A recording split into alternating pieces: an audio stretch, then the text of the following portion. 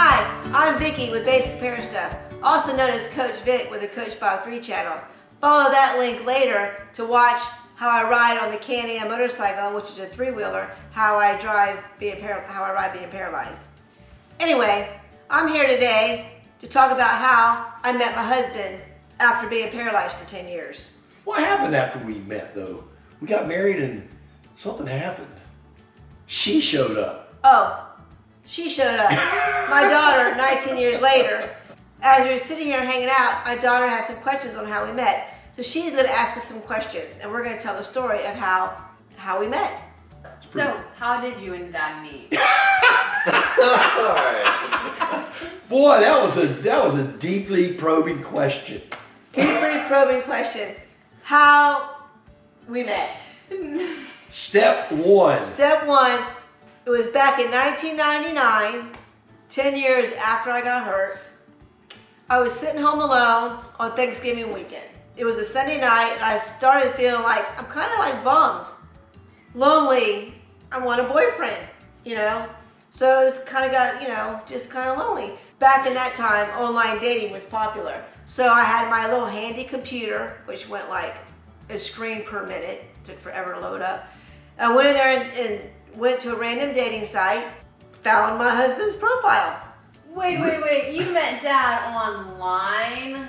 I met Dad online. Yes, I met Dad online. We met online. Were there creepers online? That's what they say. Did he have a creeper vibe at first, or did you know he was a real guy? He did not have creeper vibe. He had arrogant vibe.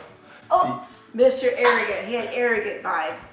So anyway, I found his name, and it said age, his age group, 35 to 45.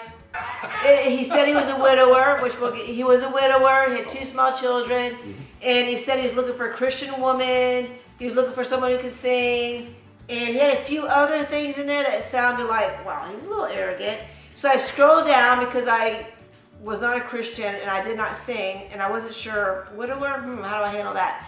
But so I scrolled down, looked at other profiles, and I went back up to his profile thinking. Because the other guys were were even worse. They were just worse. So I'm like, well, widower, he might understand loss, so that could be worked to my advantage. And then he had small children, and if I couldn't have kids, then I would have some kids to raise if he gave me a chance. So I went to the reply section and I replied, my name is Vicki, I'm independent, I live on my own, I have my college degree, I work a full-time job, the typical thing. And then the next paragraph was, however, I use a wheelchair for mobility from a car accident 10 years ago, but I am independent, I don't really need any help getting along in my life. So if you want to give me a try, send me an email. And then I wrote, how's that for a first email impression? How long did it take him to answer? Actually, that was Sunday night.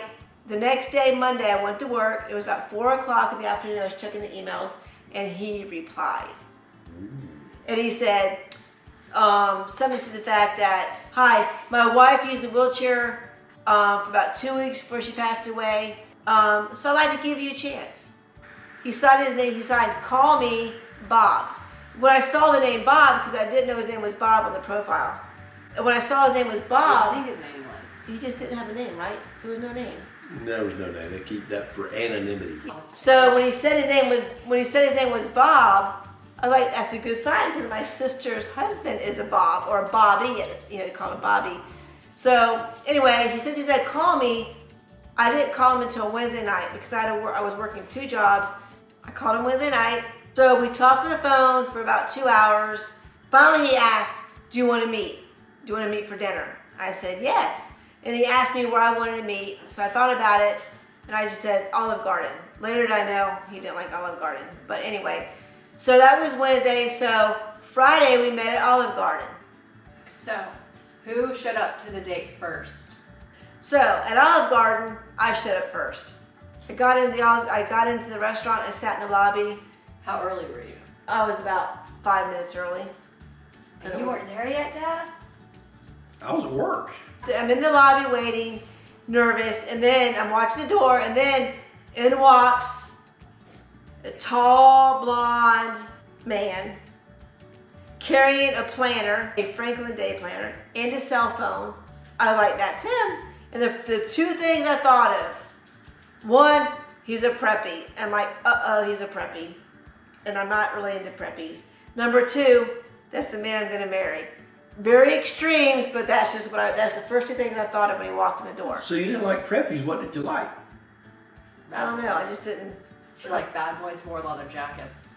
So he came over, he walked over to me, and he looked at me and he goes, are you Vicky? I'm like, obviously, yes, I'm Vicky. He knelt down and he put his hand on my chair, on the frame of my chair.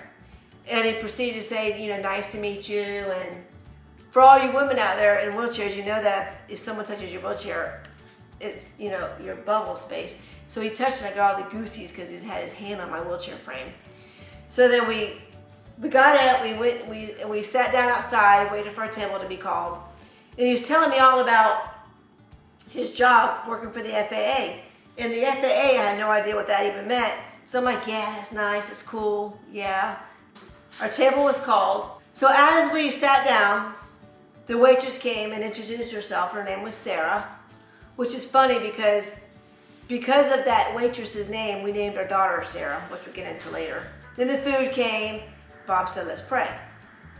I'm like, ooh. I'm gonna put my hands out like that right there. So I grabbed his hands. As we're praying, I felt like, oh, he's got soft hands. He doesn't work outside. He's an office kind of working man. So anyway, I thought it was kind of funny. And you were correct. And I was correct. After a little small talk, then we wanted to get into a little deeper water. So we started asking each other questions. Ooh, what kind of questions did you guys ask each other? We had lots of questions, but one question in particular. At one point he says, so Vicky, where do you see yourself in 5 years? So I expected the general rubber stamp answer, that I want to be successful in my career, I want a nice car, I want a nice home, whatever, that sort of stuff. But as she kind of rolled her eyes and averted her face and looking around, and her face kind of got a little bit red, in my brain I thought, she's gonna tell me the truth. She's gonna tell me what she actually wants, not what she thinks I want to hear. And your answer was? The truth. I said, in 5 years, I want to be married, with kids, and not working. And he really didn't say much to that. He kind of just, once I told him the answer, he just kind of rolled on to the next question. Yeah, like, that's nice. Yeah, that's not, he really didn't say much, so I'm thinking, ooh, I hope that was the right answer. There was the right answer or not the right answer, which I'll find out later on. Well, what was funny is you actually prefaced the answer with something. You kind of looked down as you averted your eyes and you said, well, I guess I want what every girl wants. That's right, I did say that. Which is, and I said I want to be married with kids and not working. I want to be a mom. I want to be a wife and a mom. And then here it is, we got to the date at 7 o'clock and here it is now 11 o'clock. Bob asked me, so you want to go for a ride? You want to just go for a drive? Go for a drive? I said, no, I got to go on home. Playing hard to get. Playing hard to get, trying a little bit, yeah, a little bit. So he walked me to my car and he gave me a hug goodbye. And then we went on our way. And then Saturday, and he goes, I said, I'll give you a call later this weekend. I had some things I had to do out of town. Right. And so I told her that she might hear from me as I came back into town on Sunday or next week during the work week. Right. So I didn't hear from Saturday, and then I didn't hear from all day Sunday, or most of the day Sunday, so I went to the mall. So I didn't hear from him, I went to the mall. Then when I came back to the mall, my roommate, which I had just gotten that weekend, she had said, you got a message on your answer machine. So I checked my messages and he left me a message saying, do I want to come over and watch the VH1 Fashion Awards. The VH1 Fashion Awards. Like, who watches VH1 Fashion Awards? A preppy. Oh, there you go. There you go. So I called him back and I said, hey, and he's like, hey, you want to come over? I'm like, well, maybe. It's getting kind of late. And I even said, look, if you're busy and you can't do it, that's fine. Don't worry about it. So I finally go, yeah, okay, I'll come over. And that's important. I say that because of what he was thinking later. It's important that we go ahead and address this because, not being a jerk, but being a man of faith, I had, on the way back from town, I've been taking care of some pretty serious issues. And I've been praying about whether God wanted me to date again or if it was too early or if I was ready to date or whatever. Or should I date that girl in a wheelchair? It wasn't that. It wasn't that. It was really, am I even ready to date? Is this the right thing for me to do? Is this where I need to be? So you were thinking. And I said, God, give me some help here. And basically, what I felt was being impressed upon me was this. If she wants to be with you, if she wants to be around you, if she wants to date you, she'll come over. And if she doesn't, she won't. And if she says yes, you're ready. And if she says no, you're not. And so as I was driving home, I said, you know, if she calls back and says yes, we'll continue to date. And if she says no, I'll never call her again. Oh, I'm so glad I said yes. Not to be ugly, just that was just where it was, you know, and I wouldn't have been mad. It wouldn't have been anything. It's just right. That was the answer. So I'm glad I said yes. So I show up at his house and This house. And it was accessible. I was worried about it being accessible. And I come in the house, I'm like, wow, that's a nice house. We're talking, and I learned that he played music, he played the guitar, so I'm asking him to play this song and these Tom Petty songs, and any song I named, he played it. So next thing I know, it's 5 o'clock in the morning. I'm like, I gotta go. It's time to go, and it's 5 o'clock in the morning. Went to work the next day, and he called me later that night to see if I wanted to see him. I think Wednesday night I was our next little date, and then the following weekend we went out. So from then on, we just went out every weekend. We're pretty much attached to this. Oh, and there's one thing. There's something else I need to tell you. About 2 weeks after we started dating, he was outside doing something in the yard, and I came over and I saw his planner. She was going through my planner. I saw his planner on the kitchen counter. So I opened up the planner, and the day I opened it to, it just said, I met my future wife. And also, a funny thing on top of that was, I had just gotten off the phone with a friend of mine saying I met my future husband. All that in one day. Those two things within an hour apart. That's that God thing we're talking about. That's that God thing. It was pretty cool. So you wrote that you met your future wife. Did you want your future, or did you, oh, I can't say that. You can say that. Did you want your future wife to be in a wheelchair? No. No. I did not want my future wife to be in a wheelchair. In fact, I will tell you this. I don't want my current wife to be in a wheelchair.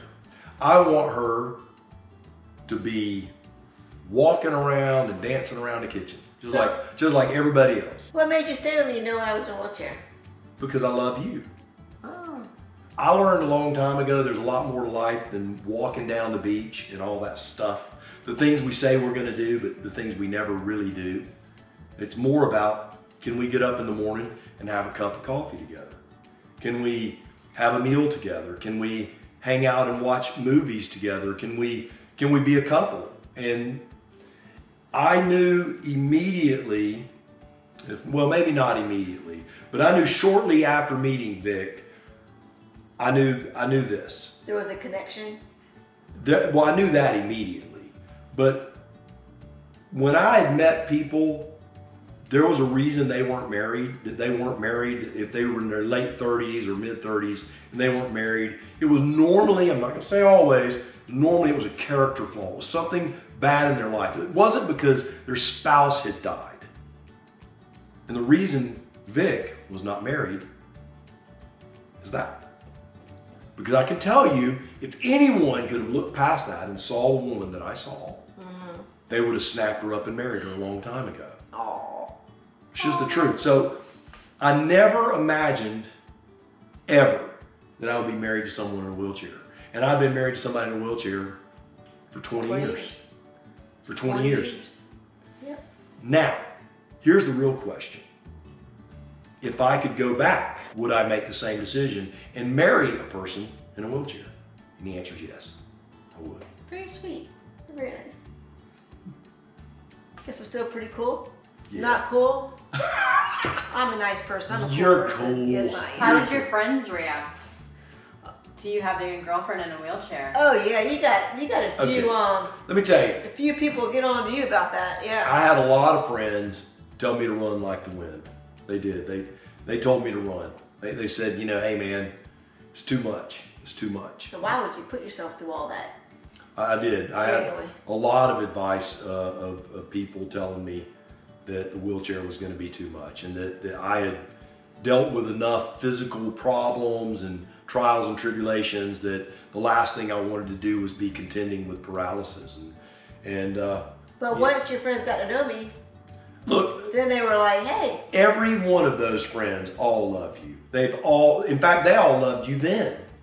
Right. They were trying to protect a friend from hardship. Right. Did you want to date a guy whose wife had died? I never expected to be dating a widower, but when I saw his profile and it said widower, I did think it could be kind of an advantage because he would have experienced a tragedy in his life. So I thought someone who experienced a tragedy or loss could relate to me, and it actually worked out to my benefit if you want to look at it like that. But It worked out to my benefit too. Right. So he understood me and I understood him, but I was afraid of being compared to his first wife, which I was a little insecure with that sometimes. But Have I ever really done that? no, and Never have. his first wife's family has welcomed me like their family. You know, I call her mother my mother-in-law, and They're just your family. they're my family. So we spend every Christmas together, and so all that's worked out well. So and raising two small children from his first marriage, they're my kids. I'm their mother, but I never took their mother away from their life. You know, they still talk about them or share experiences and all that. So, when did you get proposed to, and how did that happen? Well, it was not the romantic proposal every girl dreams about, that's for sure. That's true. That's true. He went for a motorcycle ride, and he asked if I would come over. They cleaned his motorcycle in the front lawn, and then I just went out. When I got there, I just hung out with him. And we're just chit-chatting and talking. He's like telling me all about life and how happy he is, and then he started talking about how happy he is with me. And then he goes, I have a question for you. And I said, you do? And he goes, will you marry me? I'm like, You did not say yes. I didn't say yeah. I go, are you? She goes, you better not be bullshitting me. Exactly. You better not be hitting me. And he's like, I'm not. And I'm like, okay. And then he goes, so will you marry me? I'm like, okay, yeah. Actually, your answer was sure. I said, sure? I said, sure. Oh, well, sure. I was not expecting him to be proposing to me. That was it. Did he get you a ring? Actually, he did not get me a ring, but I did say earlier. Why did I not get you a ring? Because early in the relationship, we talked about rings and proposals, and I said I don't want a ring because I was afraid using the wheelchair a lot, I would bang You it, would break it. I would ruin it, break it, lose it, And I had asked you several times while we were dating what kind of ring you would want and all that. And every time you answered, you said, I don't want a ring. I don't want a buy me ring. Don't buy buy me me a ring because I didn't want a ring. And when we got married, you said you want a I gold just wanted band a gold with no band. stone. Right, I didn't want a stone and all that because I didn't want to. So then we went about our way, and then about 2 weeks later, I'm hanging out at his house. He's like, well, aren't you planning the wedding? And I'm like, we're really getting married? He's like, yes, we're getting married. So then I started aggressively planning the wedding. I started off with a December wedding, then a September wedding. We were going to get married in December, originally. What happened is Vic rented her apartment out, and when we could not, she didn't have a place to live in at that point. Right. It was a matter of her moving in here, and so we moved the wedding date up. Yeah, once the place was rented out, she didn't have any place to live, we didn't want to live together. Right. We wanted to do it right. Okay. So we had early October wedding, and because I became a Christian during the last 6 months, because he was a Christian, remember he said he was looking for a Christian woman, I became a Christian back in February. But I did not coerce you. I He never didn't pushed coerce you. me. Never pushed you. We talked about God and Jesus a lot in our conversations. That was just life. It wasn't was like regular conversation. wasn't preachy stuff. And I was already being led to Christ earlier with seeds being planted in my life with different kind of people. Because of that, I decided to get married on a Sunday morning at 9 o'clock in the morning because it was the new beginnings, a new day. Small outside wedding at 9 o'clock in the morning at a little park venue. It was beautiful. And it was beautiful. And we were gone. Bob and I were gone by 11. So we had the venue from 8 a.m. to 12. So it was a small brunch reception. The guests came over afterwards and spent the rest of the day here and hung out. We went on our honeymoon the next week because he had to work Monday. Yep. And Monday morning I woke up a wife. So how is it being married 20 years later? 20 years later. Well, our kids now are 24 and 26 and 19 because we had A baby. a The baby. love child. The love child, the week of our honeymoon, the week of our marriage. You know, all three of our kids are grown and gone. They're all successful in their own right. I'm retired. He's retired. Everything's paid for. We do what we want to do, when we want to do, and how we want to do it. Life's pretty sweet. Wow. You know, and hopefully I can enlighten others who are paralyzed that there is love after paralysis. You can get married after being paralyzed. You have to just meet the right, you have to meet the right one. So have you met him yet? Yeah. It worked out. You know, there for 10 years I'm thinking I'll never meet anybody. But I did meet the right guy. 20 years later, we're doing great. So that's basically in a wrap how I met my husband. We met online, we fell in love, and here we are. It's like Pam says in the office, every kid dreams that their parents are soulmates. And lucky for me, that dream came true. And that is a great way to end this segment. Now, remember in life, you can if you try, and you can if you cry. And I ain't crying. And things are working out so far. Talk to you soon.